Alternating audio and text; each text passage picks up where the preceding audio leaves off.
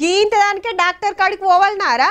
ఫీజుకు 500, టెస్టులకు మళ్ళీ 2000, గోళీలకు ఇంకో 500, 3000 తొట్టి. గా దుఃఖం పోయి చెప్తే గాయన ఏదోటి ఇస్తాడు, అదే తక్కువ అవుతుంది. ఇగో గిట్లనే చాలా మంది ఉంటారబ్బా. ఇక కొందరు ఉంటారు, అవి తక్కువ కాదు కాక, ఓ యాంటీబయాటిక్ వాడితేనే జప్పున తక్కువ అవుతుంది చూడు అని డాక్టర్ల కంటే ఎక్కువ చెప్తుంటారు. గాసొంటోళ్ళంతా జర మంచిగా చూడాలి ఈ ముచ్చట.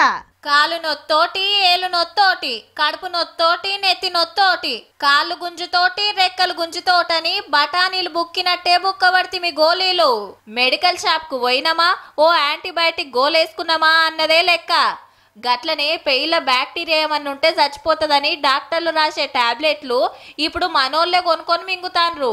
ఇగేముంది, ఊకూకే యాంటీబయాటిక్స్ ఆడకం చేస్తుండే వరకు చిన్నగా మెల్లగా పెయిలున్న బ్యాక్టీరియా అలవాటు పడి బీమార్లు తగ్గుతలేవట. హైదరాబాద్ లో ఓ పెద్ద దవాఖాన డాక్టర్లు మన దేశంలో అమెరికా, ఇటలీ, నెదర్లాండ్స్ దేశాల్లో పరీక్షలు చేసి చెప్పిన ముచ్చటిది.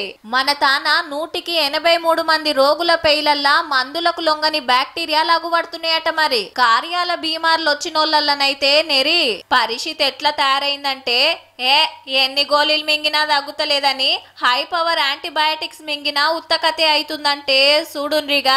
కాబట్టి డాక్టర్ షిట్టి లేకుండా మెడికల్ షాప్లలో అమ్మకుండా గొట్టు రూల్స్ దేవాలే. యాంటీబయాటిక్స్ వాడాల్సి వచ్చినా కోర్సు వచ్చేదాకా పూరాగా మింగాలే. నడిమిట్లా ఆపినా డేంజరేనట. అయినా మనకు మనమే డాక్టర్ల లెక్క ఫీల్ అయిపోయి తెలిసిన గోళ్లనో నచ్చిన గోళ్లనో మింగితే ఎట్లనుల్లా?